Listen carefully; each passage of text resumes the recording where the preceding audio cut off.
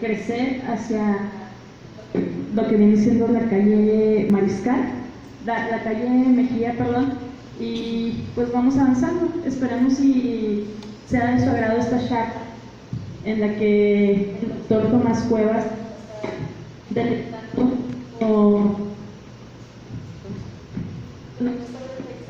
con la Segunda Guerra Mundial y su experiencia, la experiencia de la Segunda Guerra Mundial aquí en Ciudad Juárez.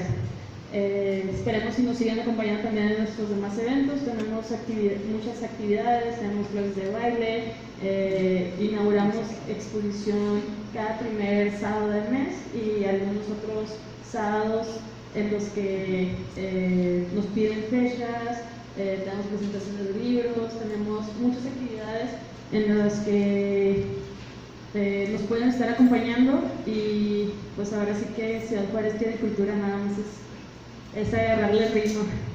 Y pues ahora sí que le dejamos la palabra a nuestro ponente del día de hoy y esperamos que sea de su agrado la charla del día de hoy. Bueno, pues muy buenos días a todos.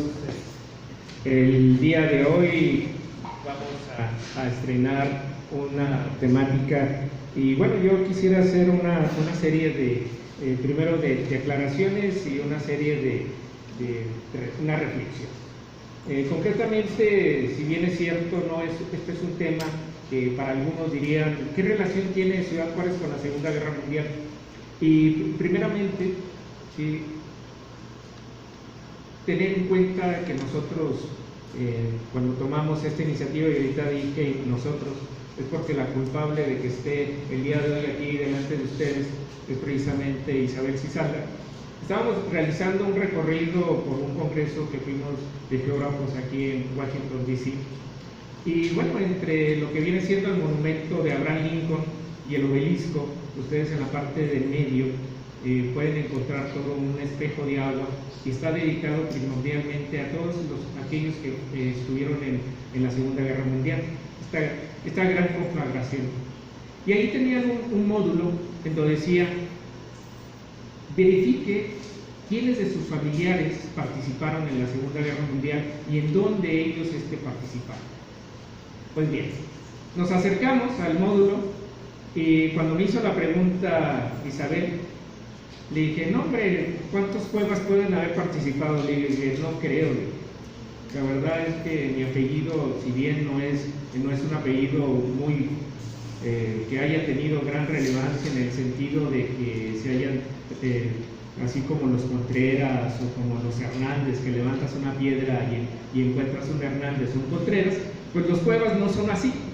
De tal manera que, bueno, pues metimos el apellido Cuevas y aparecieron 30.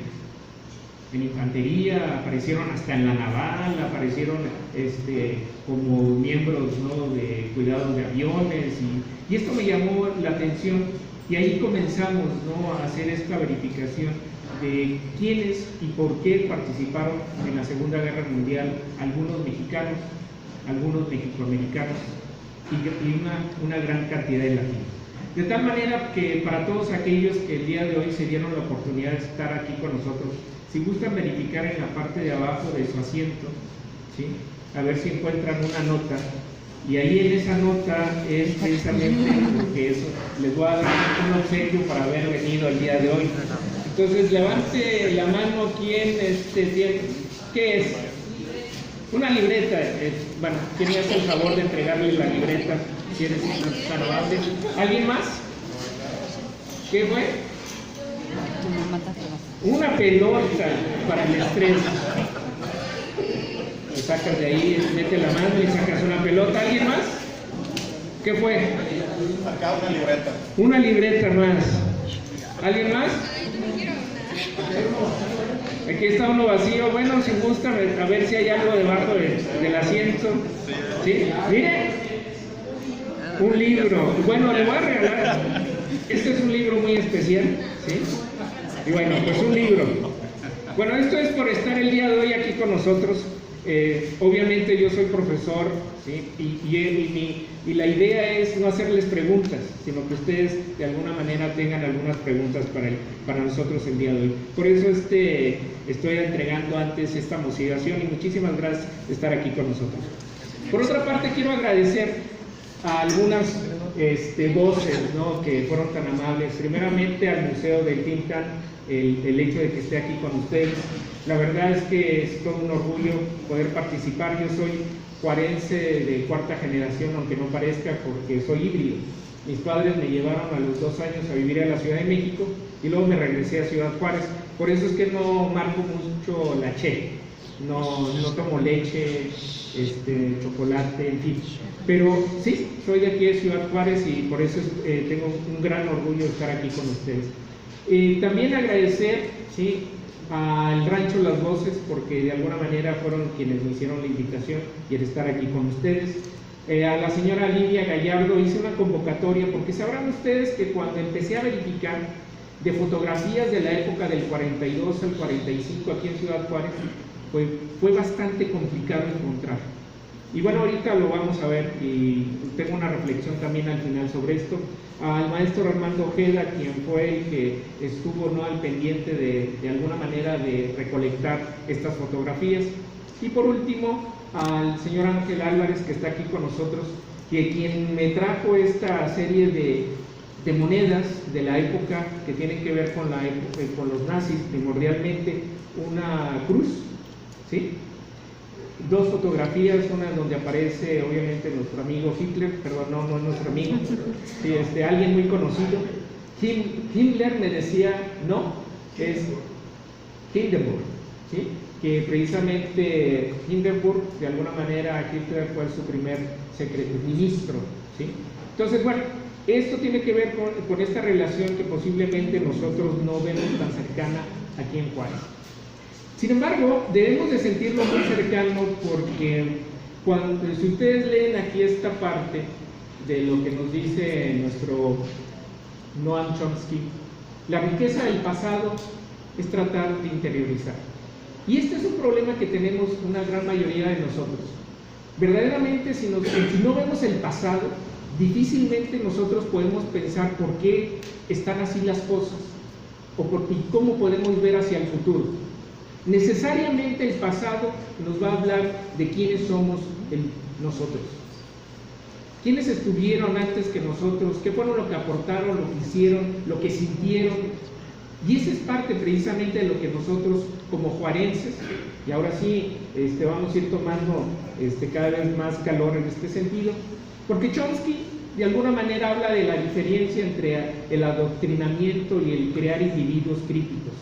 Nosotros debemos de ser gente crítica, obviamente que tengamos esa posibilidad de poder participar, de poder dar nuestras opiniones, de poder sentir quiénes somos, porque nuestros padres así quisieron que fuéramos, por sus aportaciones, por esos valores que nosotros debemos de tener presentes.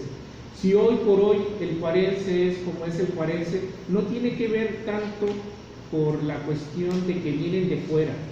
Aquí en Juárez el 99.9% de la población viene de fuera, porque es una ciudad fronteriza, así como otras ciudades fronterizas en el mundo. En este sentido, yo quiero comentarles que la plática va a versar primeramente, sí, en 3 momentos. Ciudad Juárez, sí, en imágenes en el periodo. Aquí traté de conseguir fotografías, ¿no?, que nos hablen de ese Juárez de 1940 al 45, que nosotros veamos, ¿no?, ese portal hacia el pasado, cómo se encontraba nuestra comunidad, cómo era precisamente esas calles, cómo de alguna manera los juarenses estaban compenetrados con ese sentimiento de quiénes eran y qué era lo que estaban haciendo, qué estaban aportando. Por otra parte, los mexicanos, mexicoamericanos y latinos en la guerra, en la Segunda Guerra Mundial, ¿quiénes eran? ¿Y por qué estaban ahí? Y el Escuadrón 201 como otro momento, ¿sí?, que debemos de explorar, y a manera de una conclusión estaríamos tratando de terminar. Entonces, pues, el primer momento, Y ese primer momento, ¿no? Ahí vemos una fotografía de nuestra comunidad. Ciudad Juárez en ese periodo, ¿qué era lo que teníamos, no? Ciudad Juárez se ha caracterizado primordialmente el centro, ahora le llamamos el centro histórico. En aquel momento pues eran las principales calles, y esto nos lleva a nosotros a tener en cuenta una serie de aspectos antes de seguir avanzando.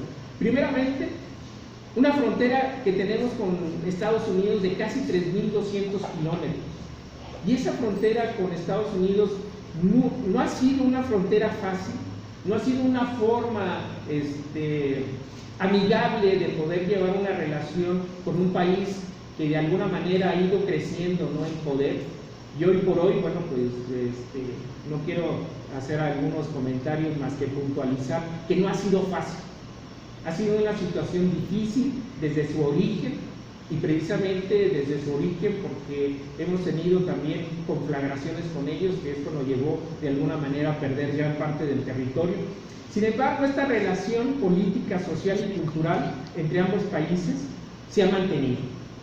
Y se ha mantenido por diferentes circunstancias. Y eso es parte, ¿no?, de lo que somos también nosotros aquí en la frontera. Nosotros somos una frontera sumamente porosa, en la cual constantemente vamos a tener, obviamente, circunstancias, ¿no?, de interdependencia. Es decir, tanto ellos requieren de nosotros, como nosotros requerimos de algunas cosas de ellos. Y eso es algo que nosotros debemos de tener muy claro en el pensamiento, porque en muchas de las ocasiones no lo vemos de esa manera, o algunos nos han dicho, nosotros dependemos de ellos. Momento, Y esto es parte, ¿no?, de esa reflexión que el día de hoy los estoy invitando a hacer, porque yo no soy historiador, debo aclarar. Primordialmente yo soy administrador, primordialmente soy del ámbito de la actividad del turismo. Por tal motivo no me puedo dar ni ponerme la toga de que soy historiador. Aquí estoy con ustedes para hacer una reflexión de quiénes somos. Y esto nos lleva a nosotros a escenarios, ¿no?, en los cuales estamos en la periferia. Y cuando estoy hablando de la periferia, con relación a la Ciudad de México, pero también las ciudades que están en la frontera sur, obviamente el sur de los Estados Unidos, también esas ciudades están en la periferia. Dependen de las decisiones de los lugares y del centro del poder al que nosotros le llamamos.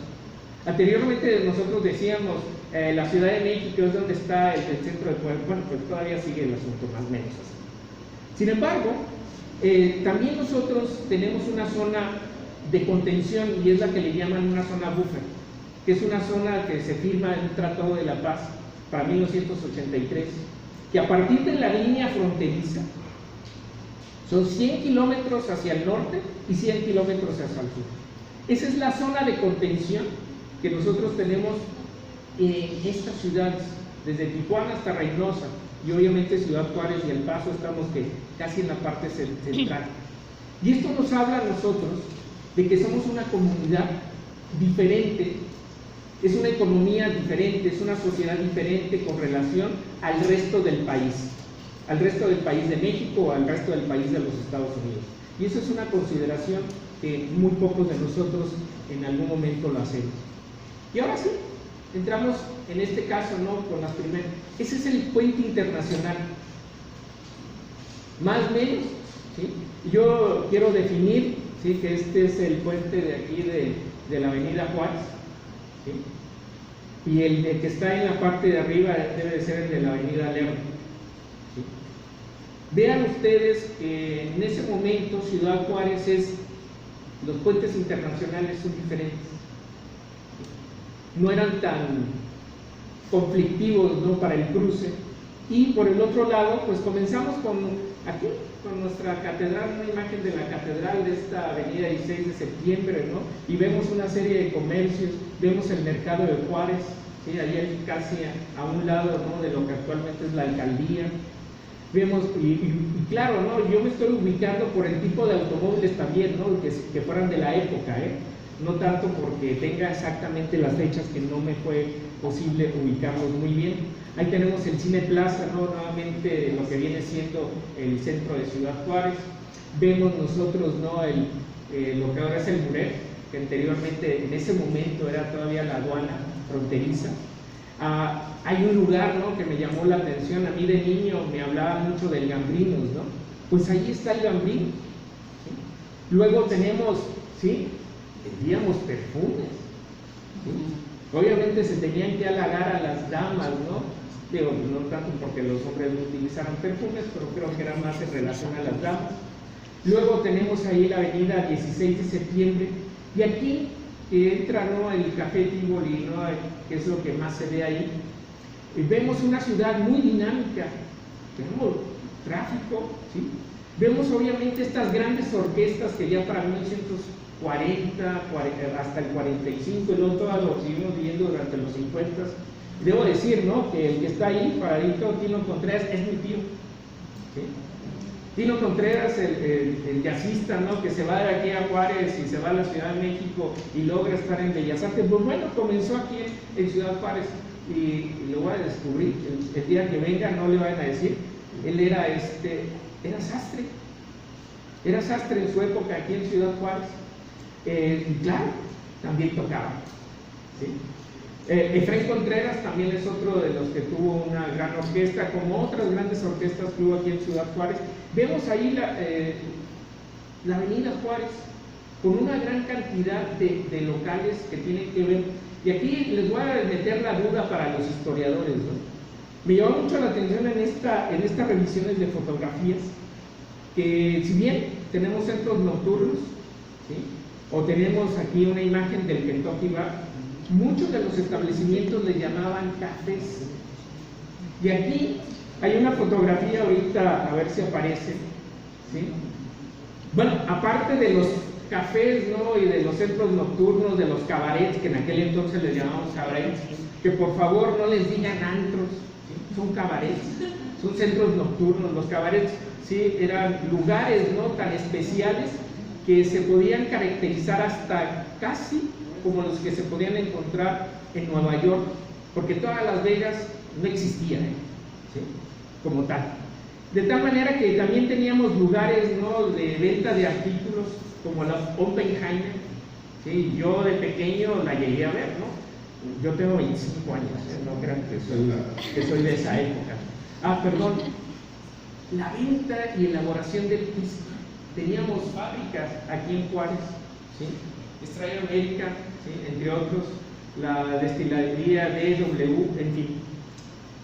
Juárez era una ciudad dinámica, sí, teníamos el transporte ya, posiblemente que no es nada nuevo, ¿no?, lo del tranvía, porque el tranvía comienza en 1902, cuando está por ahí lo que viene siendo el hipódromo, que actualmente es en donde estaba el hipódromo, hasta allá iba. Y es que no fue pensado, ¿sí?, el tranvía de mulas al inicio, o el tranvía eléctrico, para dar servicio público, no, era para llevarlos, obviamente, a que vieran las carreras de caballos. En fin, Juárez se ve una ciudad muy diferente, ¿sí? Yo posiblemente quisiera ver ese tipo de dinamismo, ¿no?, aquí en el centro, que ya está recobrando, pero no ese dinamismo, ¿no?, como posiblemente de fiesta, de algarabía, que para muchos de los que estaban apostados en Fort Bliss, ellos eran lo que estaban de alguna manera. Vean ustedes el nombre, ¿no?, café. Y esa es la parte que a mí me llama la atención. Hay una fotografía, aquí ustedes vieron a un lado de aquí el museo, está el Faustos. Pues hay una fotografía donde dice Café Faustos. Yo me quedo pensando, bueno, los que conocieron el Faustos hace mucho tiempo, ¿sí?, sabrán a qué me estoy refiriendo, ¿no? Pero, bueno, hoy por hoy, pues el Faustos ha ido cambiando, Juárez también ha ido cambiando, ¿sí? Alguien me decía hoy en la mañana, oye, mira, se ven las calles muy amplias. Es casi lo mismo, sino que posiblemente el uso de la avenida, y bueno, llegamos a 1954. 1954, esta es una de las imágenes que sí está datada. Pues vemos los centros nocturnos, vemos una ciudad sumamente volcada, ¿sí?, a dar la atención para aquellos que quieren diversión. Hay que recordar que en aquella época eran las 24 horas, ¿sí? Hoy por hoy, vean todos los problemas que tenemos porque ya no son las 24 horas. Aquí en Juárez, a partir de que se cambia el horario, comenzaron los problemas de accidentes, se incrementaron los problemas de accidentes, se incrementaron el número de asaltos, se incrementó la venta no clandestina, se abrió la posibilidad ¿no? de la venta en los carros de cajuela. Entonces, al parecer las 24 horas era diferente, ¿no? Yo no estoy diciendo que sea mejor, sino que era diferente. Y aquí pasamos a un segundo momento: mexicanos, mexicoamericanos y latinos en la guerra. Esta relación de imágenes que les acabo de poner, vayan ustedes haciéndolo cercano con quienes fueron a pelear en la Segunda Guerra Mundial. Pocos de nosotros hemos tenido la oportunidad ¿no? de ver en esta Segunda Guerra Mundial. Fue un ambiente complejo ¿no? para las familias que emigraron a los Estados Unidos, y aquí es donde comienza este gran detalle. Muchas de las familias de clase media o de clase media alta o alta migraron a los Estados Unidos porque no quisieron enfrentar la conflagración de la revolución en nuestro país, y para evitarlo se fueron a vivir a los Estados Unidos. Familias de Jalisco, Michoacán, Chihuahua, primordialmente, se fueron a los Estados Unidos, a los estados de California, Arizona, Texas, Nuevo México. Algunos más se fueron más al norte. Y esa es la parte donde comienza esta relación entre la Segunda Guerra Mundial y los mexicoamericanos, porque estas familias, evitando esa conflagración, pues su primera generación, que ya no eran nacidos posiblemente en nuestro país, sino eran nacidos en Estados Unidos, pero de origen mexicano, tuvieron que ir a luchar a la Segunda Guerra Mundial. Otros más, ¿sí? que fueron mexicanos, que se alistaron en la Segunda Guerra Mundial. Y esto nos llama a nosotros la atención porque los hijos de estos mexicoamericanos, ¿sí? ¿Sí? Que fue una de las guerras más devastadoras. Y por el otro lado, ¿no? Tenemos un ejemplo interesante, ¿no? de un soldado Serna, que era mexicano, y él fue el primero. No, yo quiero ir. Se alistó, fue, y ya cuando estaba en la guerra de la Primera Guerra, le dicen: oye, tú eres mexicano, tú no tienes por qué estar aquí. No, pues yo quiero estar aquí. Y fue de los mejores que soldado, fue condecorado, finalmente hasta le dieron la ciudadanía, se quedó en Texas, en fin. Tenemos ejemplos de ello, pero igual, en esta Segunda Guerra, el gobierno norteamericano también, que poco se ha visto, lucharon en la Segunda Guerra brasileños, argentinos. A los brasileños los mandaron al frente allá con los italianos. A los argentinos estuvieron luchando codo con codo, ¿no? en las fuerzas aéreas, primordialmente, con los británicos. Y a ellos les tocó la parte del área de Francia. Y bueno, esto se los hago ver porque menciono latinos. Y eso es poco conocido, o que no le hemos dado la importancia, porque finalmente también esa es parte ¿no? de esta reflexión que nos hace Enrique Plasencia de la Parra. Les invito a que busquen ese documento, es interesante, porque son las infanterías invisibles. Y esta es una de las fotografías que tomo ahí en Arlington, en esta estancia, ¿no? que estuvimos caminando. Después nos fuimos a buscar a Arlington, tratando de encontrar a uno de los cuevas que acababan de enterrar, ¿sí? Algo a haber hecho bien, y lo enterraron ahí en el cementerio de Arlington. No lo encontré, porque es un cementerio sumamente amplio, me llamó tanto la atención, pero es muy, muy grande. Entonces, dentro de esas fronteras, ¿no? se luchaba a lo largo, pero para los veteranos fue una guerra por sus derechos civiles y políticos, pero también contra el olvido. Latinos, mexicoamericanos y mexicanos, de alguna manera no se les reconoce el haber participado en la Segunda Guerra Mundial. Y vamos a ver por qué se les llamaban esas infanterías invisibles, Uy, me fue muy rápido. Ahora son más visibles, ¿sí? Porque por su peso en la actividad económica estadounidense, ¿sí? Por las divisas que representan, nuestro país recibe una gran cantidad de divisas de quienes vienen, se van a trabajar a los Estados Unidos. Son sumamente importantes. Sin embargo, esa importancia también tiene una importancia política ahora, ¿no? Cada vez más somos más visibles, ¿sí? En el mundo, ¿no? Estadounidense. Pero déjenme comentarles que a quienes más le han dado importancia en esta conflagración es precisamente a los hombres de color. ¿Cuántos informes, cuántas películas ustedes han tenido la oportunidad de ver que salen hombres de color? Pero no se menciona a latinos, no se menciona a los mexicoamericanos, y mucho menos a los mexicanos. Solamente hay una película que les recuerdo que puedan ustedes realizar, que se llama la película de Furia, o El Tanque, donde aparece Brad Pitt, y va platicando Brad Pitt con el que va manejando el tanque, y es un mexicano, porque le dice, no me hables en mexicano. Tiene un daño el tanque y le dice el mexicano, ya se le cayó la chancla, ¿no? Y bueno, pues la chancla, pues solamente nosotros podemos entender que es una chancla, ¿no? Entonces, en este sentido, ¿sí? La Segunda Guerra Mundial es el título de un curioso documental también, ¿sí? Que les recomiendo, ustedes pueden encontrar, en el cual se hace mención de alguna manera de aquellos que pelearon en esta guerra, ¿sí? Pero también, ¿sí? México entra en esa contienda que vamos a verlo más adelante, ¿sí? Pero hay pocos documentales y uno que les recomiendo es uno precisamente de History Channel. Este reportaje no habla precisamente de estos escuadrones del honor, ¿no?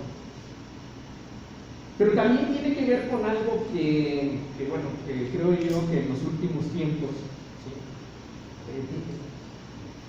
Tiene que ver con ese reclutamiento, ¿no? Ese reclutamiento por esa reciprocidad de vivir en la frontera con primo del norte, ¿no? Y aquí hay que recordar algo: el reclutamiento estaba prohibido que se hiciera en nuestro país. Existía un convenio con Gran Bretaña y con Estados Unidos de que no podían reclutar en nuestro país, salvo que soldados regulares del ejército mexicano quisieran ir a participar en esa guerra, salvo, pero no podían reclutar. Sin embargo, ¿cómo es que llegaron casi entre 15 y 30 mil soldados mexicanos a participar en la Segunda Guerra? No hay datos confiables, porque hablar de 250 mil a 500 mil soldados entre lo que son, obviamente, mexicoamericanos, pues es un dato así como que está bastante fuera de orden, ¿no? O sea, de 250 a 500 mil. De 15 a 30 mil eran mexicanos.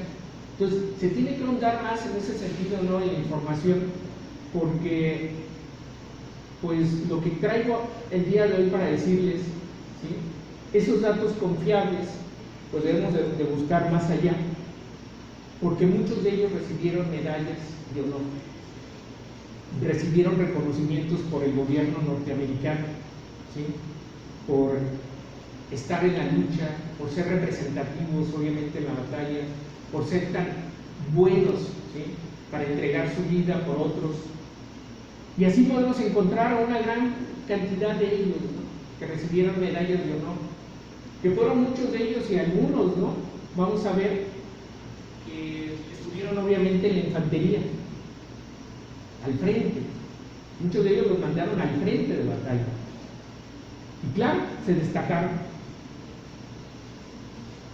Pero ¿cuánto representa, ¿no? De esos 10.420.000 soldados que mandaron? Pues déjame decirte que casi el 5%. Si son 500.000, es casi el 5%.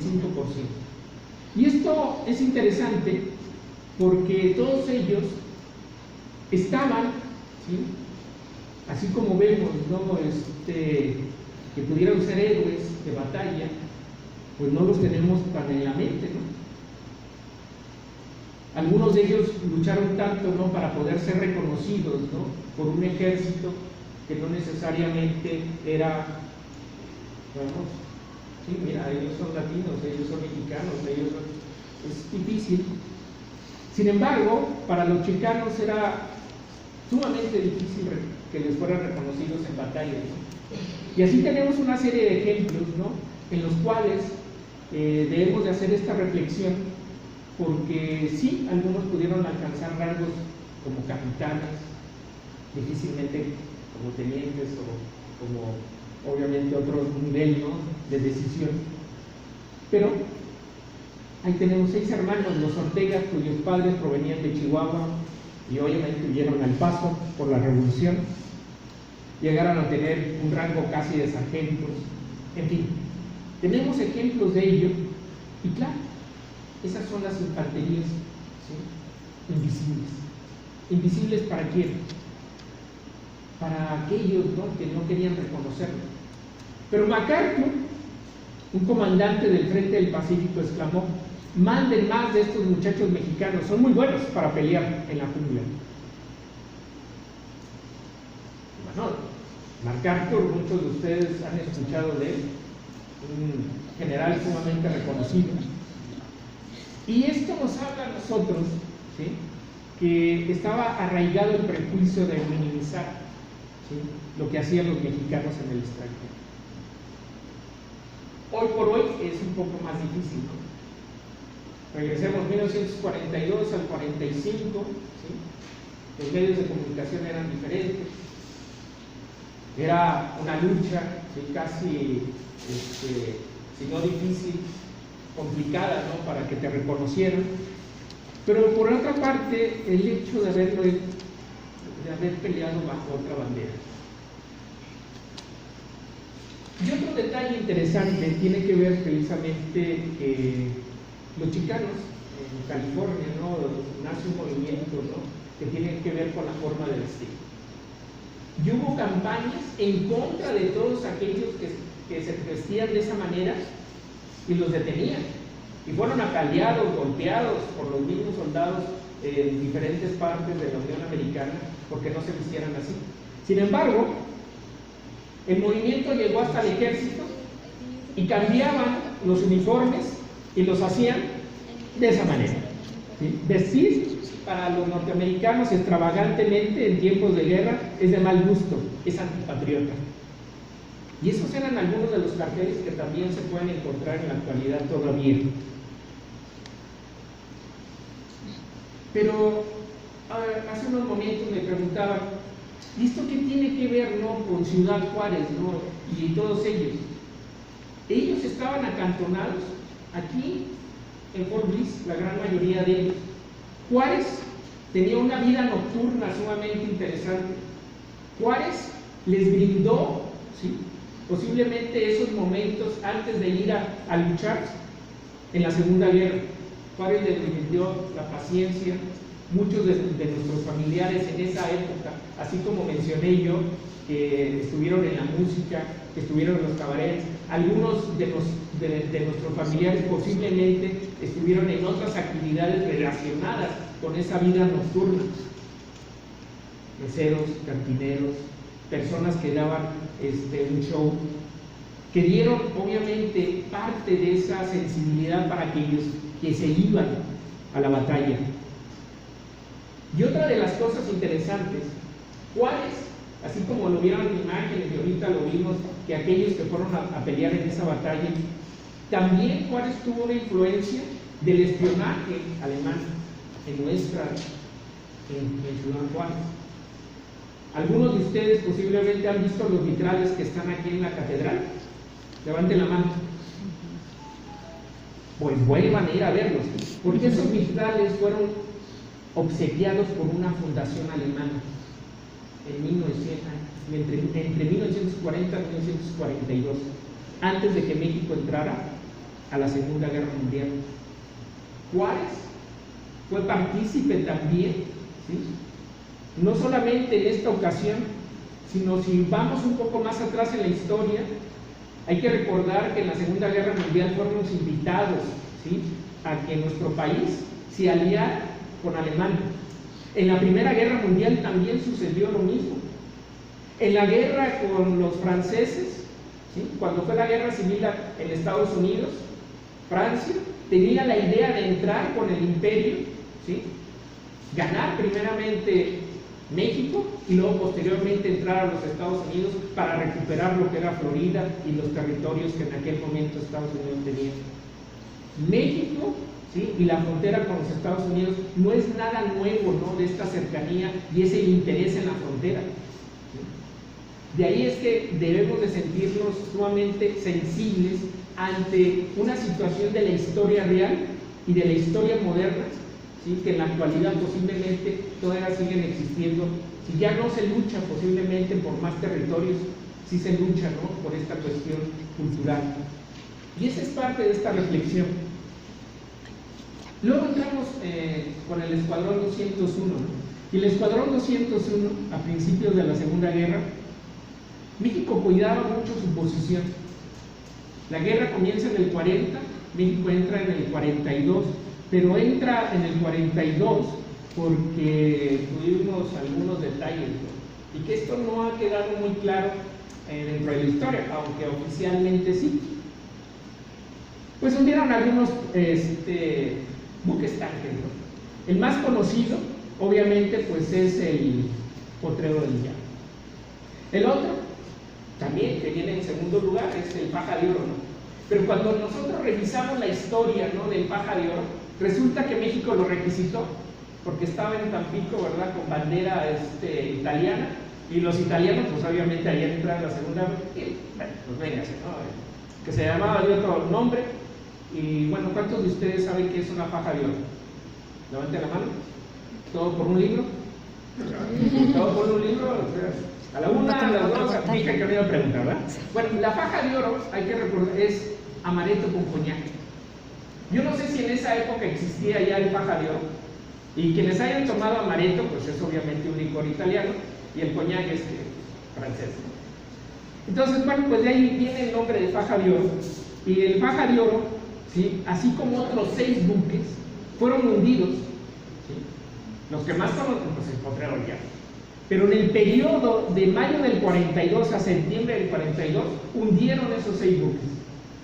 Y de ahí, obviamente, entra la situación de que México declara la guerra y, bueno, pues mandamos el Escuadrón 200. Y no tanto que lo hayamos mandado, ¿no? Bueno, hasta nos dieron crédito por los aviones, aquí los estadounidenses, para obviamente pues darle entrenamiento, ¿no? Y nuestro presidente Ávila Camacho, ¿no?, en aquel momento, pues declara la guerra. Y declara la guerra, ¿sí?, posteriormente al hundimiento de estos buques. Y les recuerdo, este es MacArthur. Y MacArthur, les vuelvo a repetir, ¿sí?, él fue el único que habló de los mexicanos. Y por eso pedí la atención de poner la fotografía de él. Pero durante ese periodo de entrenamiento, ¿sí?, con estos aviones nuevos que le dieron al ejército, obviamente a la aviación, ¿sí?, en nuestro país, el entrenamiento fue sumamente duro. Muchos de los pilotos murieron en el entrenamiento, no murieron en la batalla. Y luego, pues claro, ¿sí?, aunque miles de latinoamericanos habían sido mandados a la guerra, la discriminación no cambió.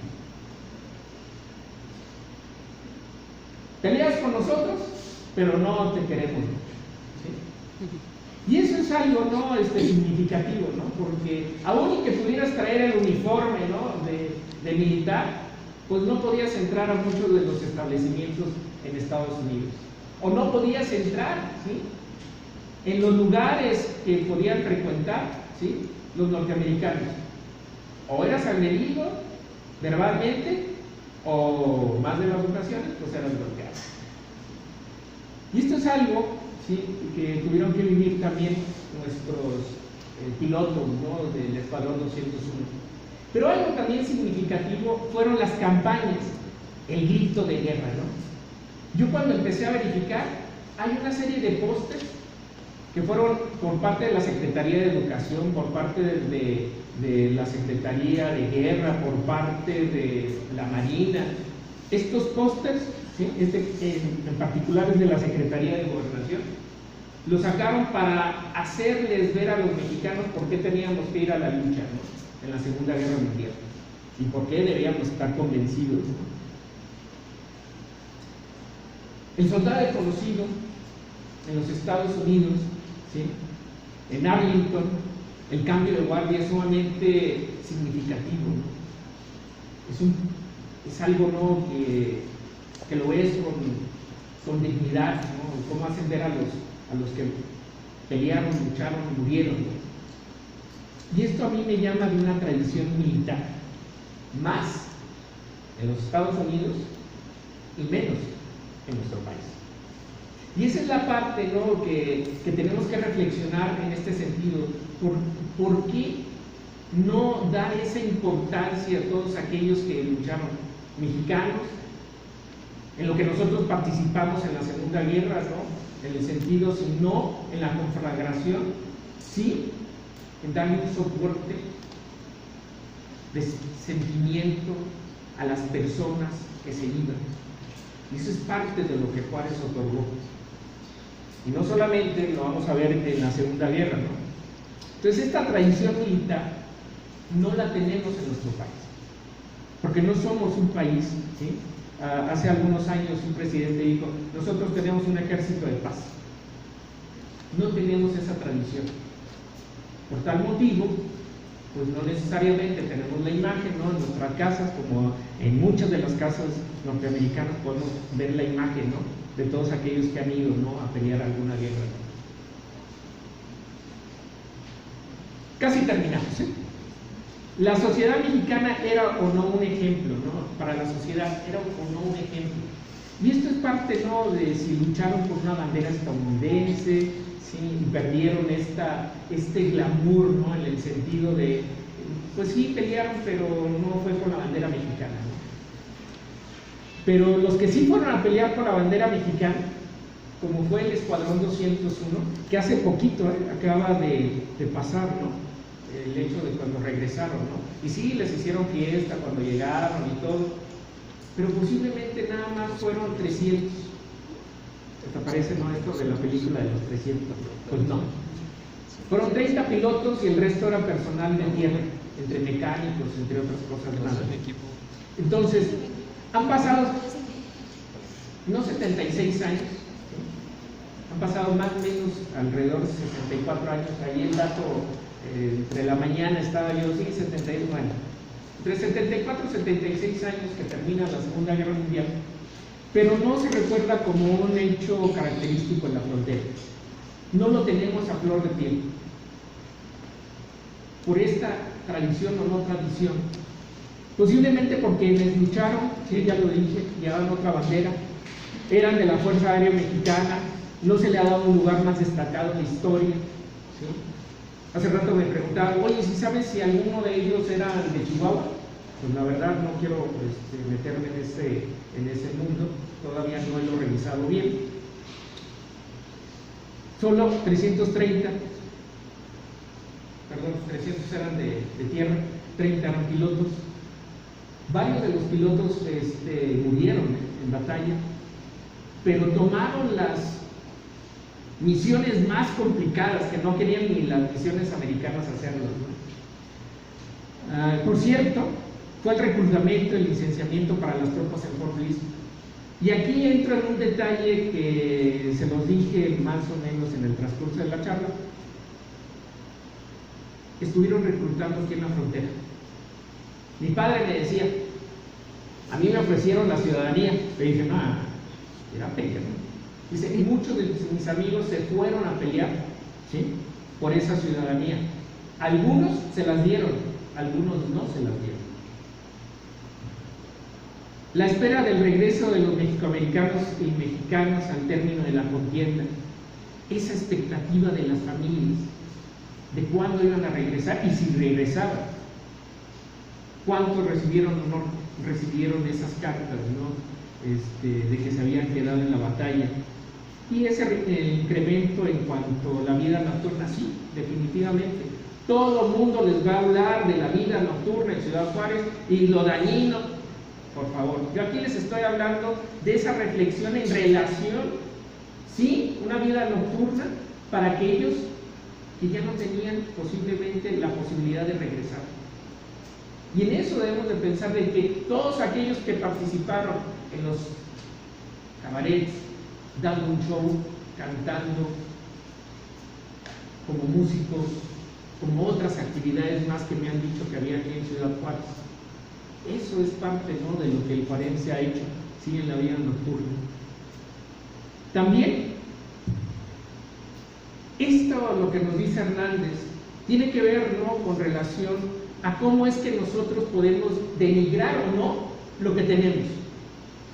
Y aquí, el día de hoy, lo que quiero hacerles ver es que nos debemos de sentir orgullosos por lo que ha sido Juárez, no solamente en la época, ¿no?, que tiene que ver del 42 en la Segunda Guerra Mundial, porque no solamente ha sido esa la participación, ¿sí?, ha sido también la participación en la Guerra de Corea, en la Guerra de Vietnam, que han estado apostados aquí soldados en Fort Bliss, o ahora, ¿no?, de todos aquellos que vienen de Corea, de Alemania, de Japón, a entrenarse aquí a Fort Bliss porque compran aviones, ¿sí?, de combate, y el entrenamiento es aquí en El Paso, Texas. Y esa es la parte, ¿no? Y esto aunado, ¿no?, a algo que sucedió, que muchos de ustedes también conocen, ¿sí?, la ley del divorcio, ¿no?, expedida en 1932. Pero esta ley del divorcio, que es del 32 y que dura determinados años hasta que, por presiones otra vez de los Estados Unidos, dicen, no, retíralo, ¿no? Pues todo el mundo quiere ir a la frontera a divorciarse. Pero aquí tiene que ver esta ley del divorcio para aquellos que veían esa posibilidad de ya no regresar. Pero también hubo casamientos en masa, aquí en Fort Bliss. Y esto es otro de los detalles que es poco conocido. Y que finalizo esta charla con ustedes diciéndoles, ¿saben? También tenemos una parte, ¿no?, que no se nos ha hecho ver, ¿no? Para mí fue muy complicado poderles traer imágenes de la época. Pero esas imágenes es con el sentido de sensibilizarlos a ustedes de esta importancia que tiene que ver, ¿sí?, esta oportunidad de vivir en la frontera, de otorgar de lo que nosotros tenemos, de hacer ver que ha sido y es un patrimonio del juarense, la vida nocturna, desde una perspectiva diferente a solamente vender una imagen deteriorada de lo que es nuestra historia. Porque aquí podemos encontrar, ¿no?, como decía Óscar Martínez, hay un libro de él muy interesante que habla de Ciudad Juárez, en el sentido de que Juárez, ¿sí?, aquí en la Interestatal 10, cruzan mensualmente más de 10 millones, ¿sí?, de automóviles, y que de esos 10 millones de automóviles, ¿cuántos llegan y cruzan a ver nuestra comunidad? Pues muchísimas gracias. Sí, espero que tengan alguna duda, alguna pregunta.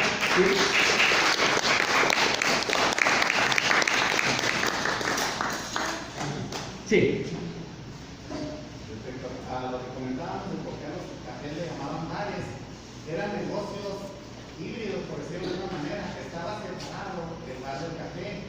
El ejemplo más claro lo tenemos en el Café Central, que estuvo desde 1896 hasta por ahí de principios del siglo. En los que conocemos como 16 de septiembre y Lerdo, ahí estaba en la mera esquina el Café Central, y pegadito estaba el Bar Central. Así como a la fecha, podemos ver en María Bonita que está el buffet, pero si entramos a una izquierda del baño, a la derecha no hay fijo. Aparentemente digo que verdad no. Si usted ve en Marcos o en el Chulavista o donde vea, a veces se queda como café por ahí más, pero es porque eran dos negocios separados. Sí, puede ser.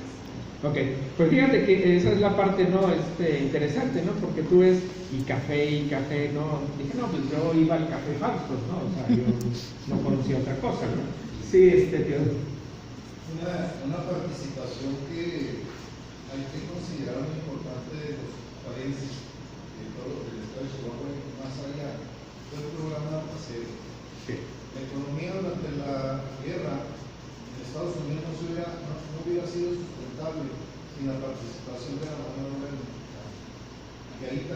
ya estaban historias. La industria, la fábrica, la agricultura, se sostuvo gracias a todos esos miles de hombres que, a pesar de haber sido humillados en su cruce, porque los fumigaban, los desinfectaban, iban a dar allá su trabajo, abandonando sus tierras, abandonando nuestro país. Y también gracias a eso, la economía de Estados Unidos se sostiene, gracias a la participación de los fronterizos, gente que vive en todo el país a los años de paz. Así es. Fíjate que esa es una parte sumamente importante, ¿no? El programa Bracero, pues sí, se van todos a pelear, ¿no? La gran mayoría de los varones, ¿no? En edad de poder pelear. Y el programa Bracero, las mujeres se van a las industrias, ¿no? Y el programa Bracero era traer gente que trabajara el campo, ¿sí? En los Estados Unidos, ¿no? Y esa es la parte, ¿no? Que también se les olvida a los primos, ¿no? Pues, no hubieran podido sostener su industria si no hubiera esa parte, ¿no? De los campesinos que les dieran de comer para poder sostenerlos, ¿no? Sí, es sumamente importante la cuestión del programa Bracero. Sí. Sí, es muy triste que tengamos perdido lo de la Segunda Guerra Mundial en las ciudades de nuestra memoria, porque en mi caso, mi abuelo materno, Felizardo Valenzuela, falleció en la batalla de Nápoles. Él estaba asignado a la Cruz Roja, pero no se respetó la tregua de la Cruz Roja, y entonces fallece si mi abuelo materno está reconociendo cuerpos, está atendiendo, se da un bombardeo. Entonces en mi memoria, en mi infancia, uno queda en la leyenda, ¿no? Y luego, pues, uno como niño, como minimiza, ¿no? Andaba de camillero, ¿no? Sí. No mataba en combate. Él lo perdió, ¿no? O sea, así no era el gran héroe, ¿no?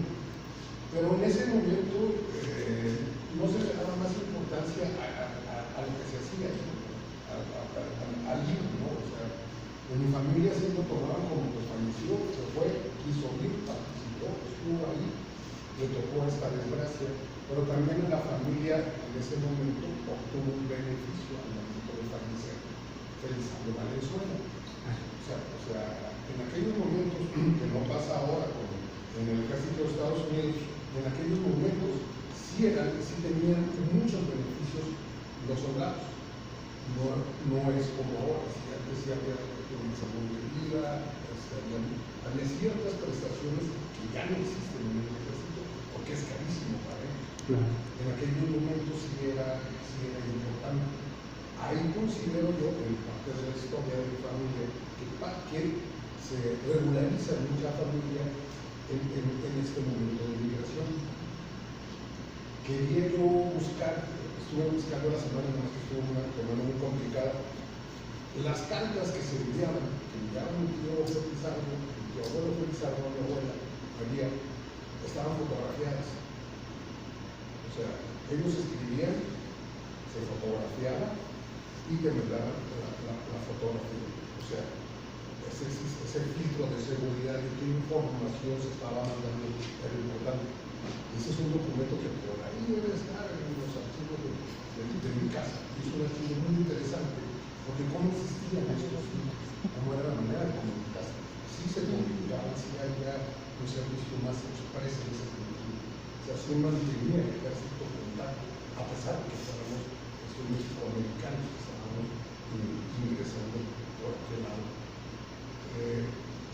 Lo decía en la nota de Rancho Lagos, o sea, para México está muy menospreciada la Segunda Guerra Mundial. O sea, sí fuimos ahí, pero nosotros mejor nos quedamos con que somos pacifistas, ¿no? Y no se han hecho estos estudios, y te agradezco mucho esta charla.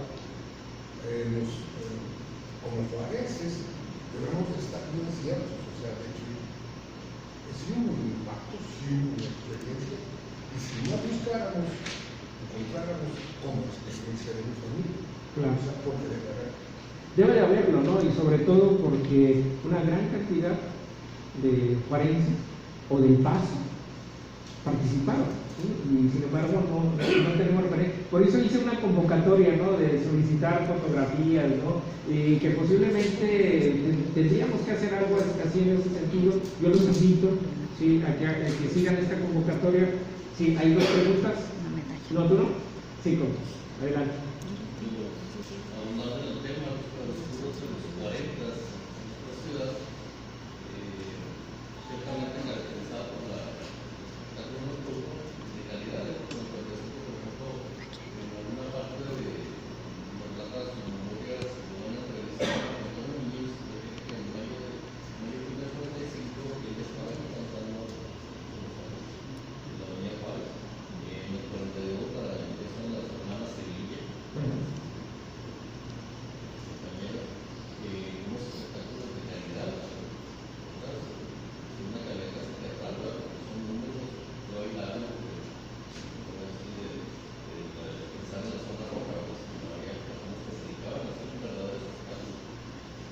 Pensando también en la época, teníamos una refinería de petróleo en la ciudad, el auge de oro blanco, alrededor de Calle Juárez, la cervecería.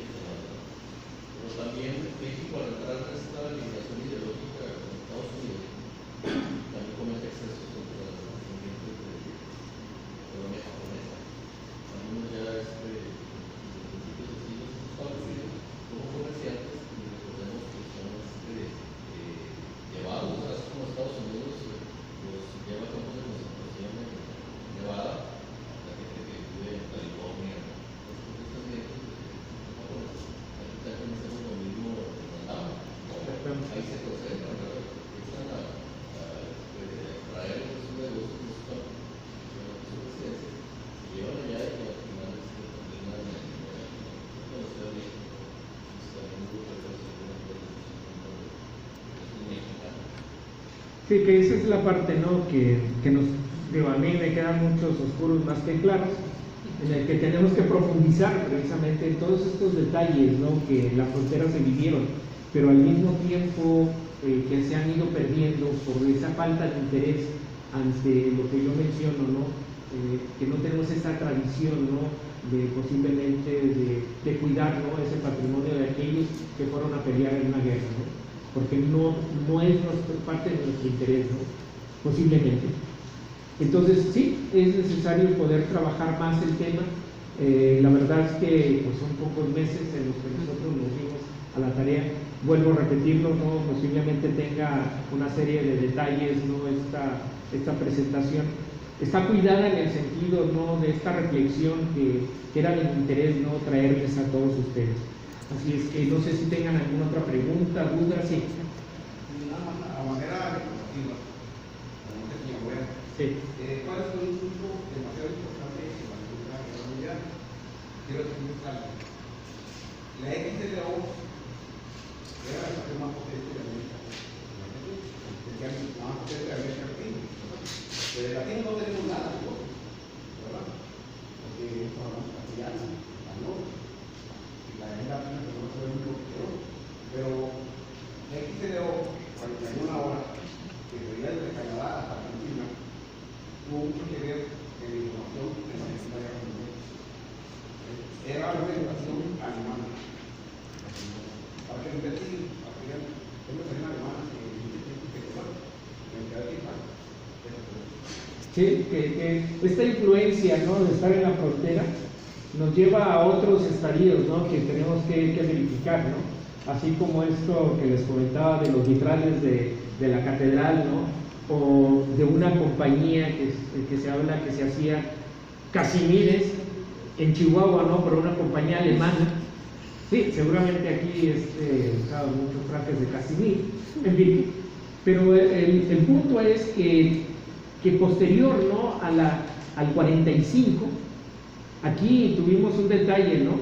Muy cercano a la Segunda Guerra, la bomba U-2 que cayó aquí cerca en el Tepeyac, cerca del Panteón en Tepeyac. Aquí en El Paso se trajeron a este personaje, ¿no?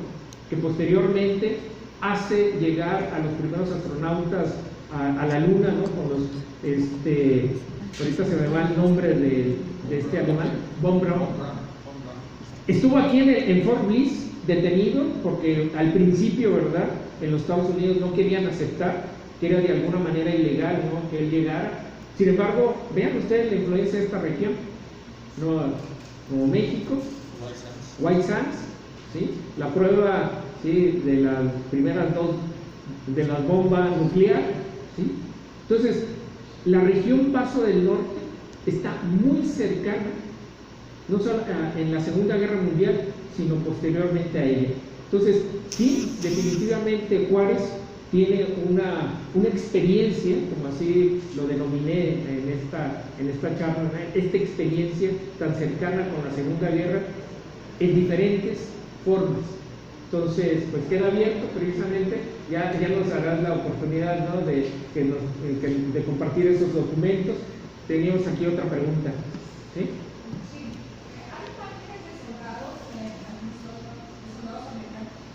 Eso es precisamente con lo que me topé. No hay imágenes. Al menos en internet no lo hay. Debe de existir. Y posiblemente aquí sea por una cuestión de restricción, de las imágenes, porque no pudimos encontrar. Encontré 2 imágenes nada más de Fort Bliss, y eso de los casamientos, ¿sí?, de cómo la llevaban, el proceso, ¿no? Pero 2 fotografías. Pero de militares aquí caminando en la avenida Juárez, no hay fotografías. De ahí que yo invitara a hacer invité, ¿no?, que compartieran fotografías, ¿no? Sí.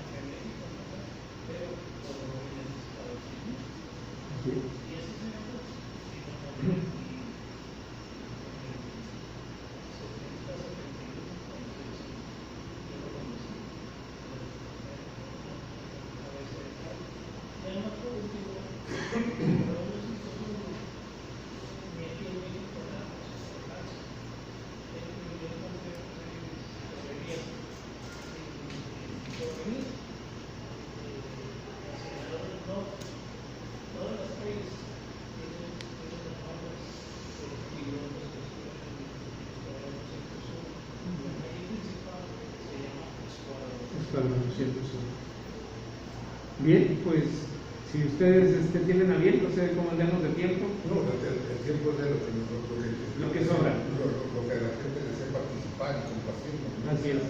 Para mí lo de las fotografías, para mí creo que es un requisito, un reglamento de la foto. Se van a ir a divertir, no a ningún hermano. O sea, porque eso no.